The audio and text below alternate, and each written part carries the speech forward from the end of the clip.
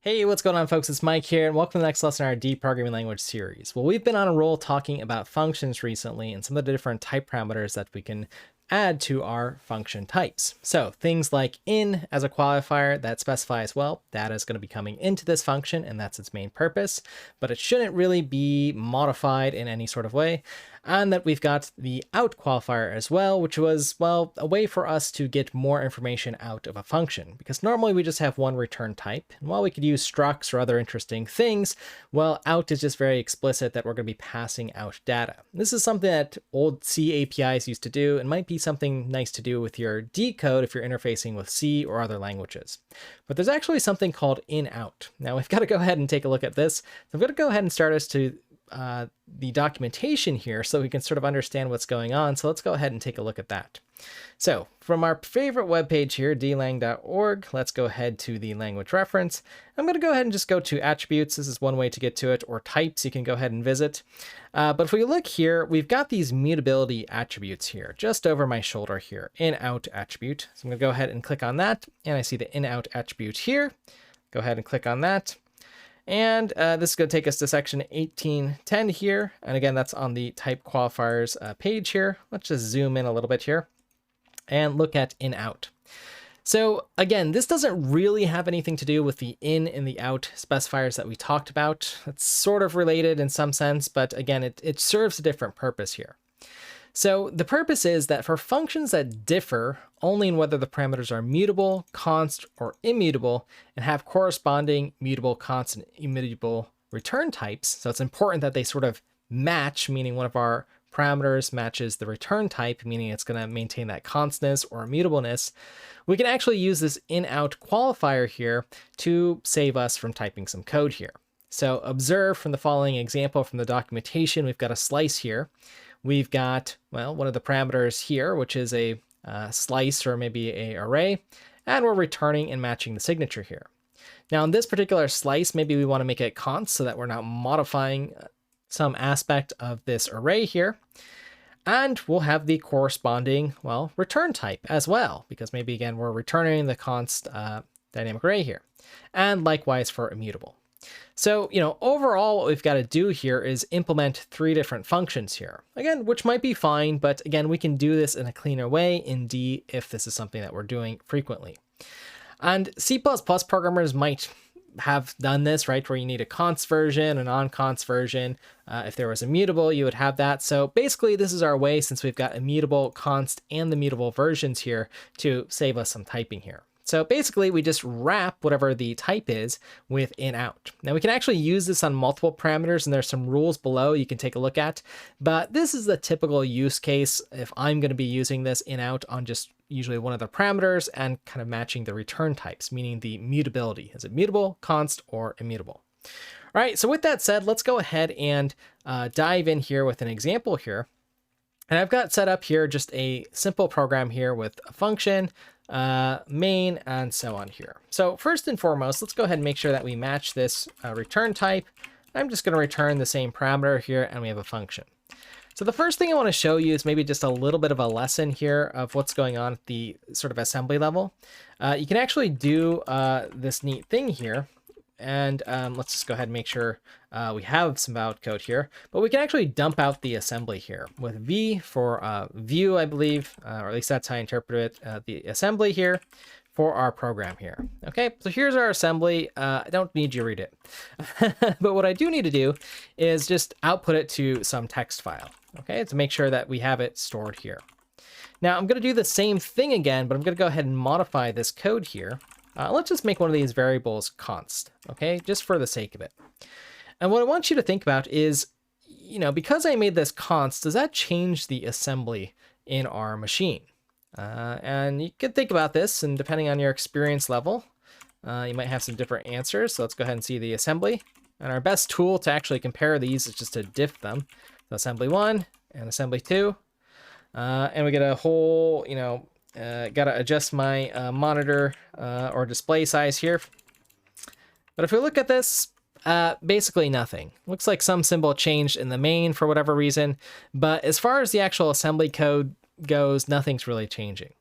So that's just a reminder that const is sort of for us or the compiler to enforce how we work with code and don't do, weird stuff in our machine. Because at the machine level, it's just moving bytes around. It doesn't really know.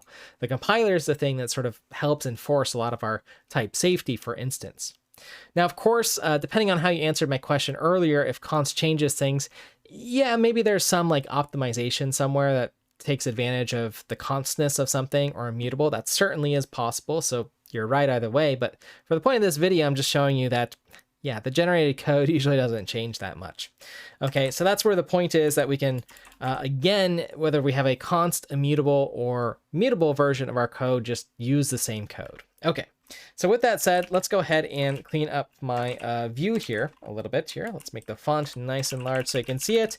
And let's go ahead and use inout here. Now, just as a little bit of a debugging tool, what's kind of useful for us is I'm going to go ahead and write out basically the type of our function here, which is func here.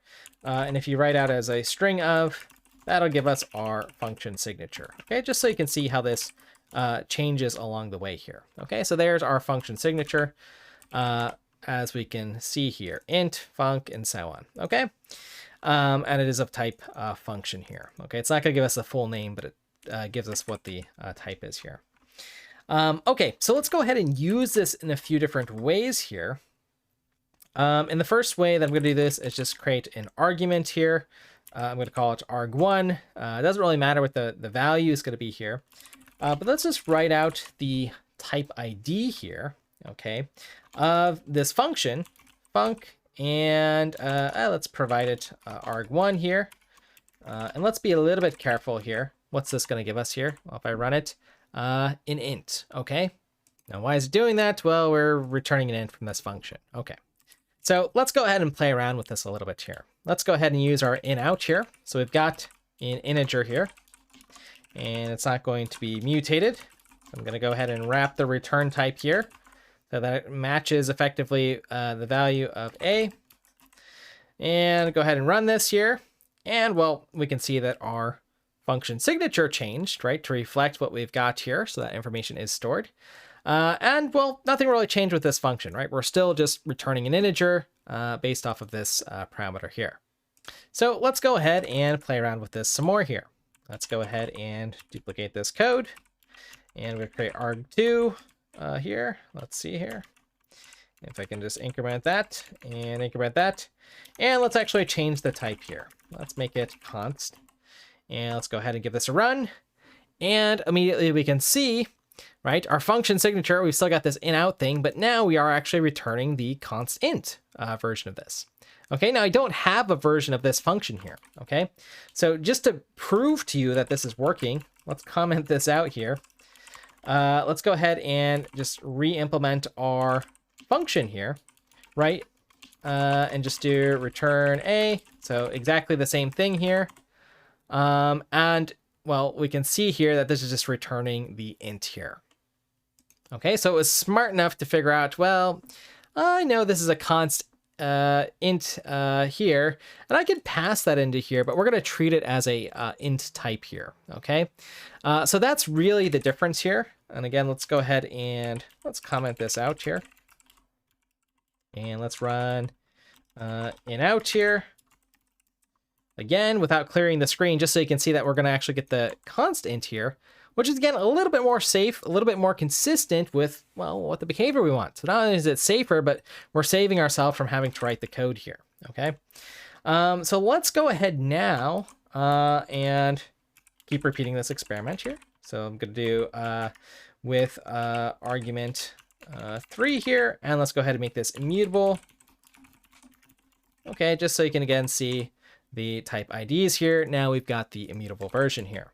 Now let's go ahead and repeat our experiment again here by just saying, well, what if I just had the regular int type here and I run it?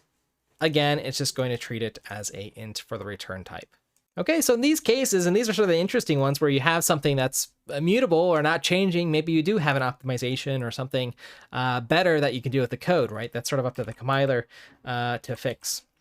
Now let's just play around with it just for a little bit. Let me see if I make these pointers here, if we start getting different values here, or, sort of, if it still compiles, yeah, now we're getting into trouble here, okay? So we're able to get away with, some of these implicit conversions with just the integers here. But as soon as I have a pointer to an integer here, then we really need to think about what this const sort of means here, and how we want to sort of match our types here. So again, same little game here. We're going to go ahead and use the inout and make sure that my parameter, actually, I should go back here. Let me go ahead and make sure I match the return type here again. Yeah, so it's still, doesn't work here in that sense here. But let's go ahead and match these guys here so the type's the same, but the constness will be the same, okay? Whether it's const, immutable, or mutable. Okay, so let's go ahead and give this a run here, and it works here, okay? And you can see we have the appropriate pointer value and so on. Okay, so, these are the types of things you can live without, certainly in the deprogramming language. But again, it depends on how you're writing your code and, your style. So overall, I'd argue that this is a nice feature to have. You don't need to use it, but, in many cases, it might be really nice if you're building a library, for example, and giving that to a user that they can use, a const, mutable, and a mutable version of your code. I mean, just think about what the benefit is without having to implement that 3 times in your library, or as you change things, you don't have the opportunity to make a mistake 3 times. So I think about this, especially from a library writer perspective, that this is a really, really nice feature. Alrighty, folks. So with that said, I'll go ahead and end the lesson there. Feel free to track your progress on my website, coursesmsha.io.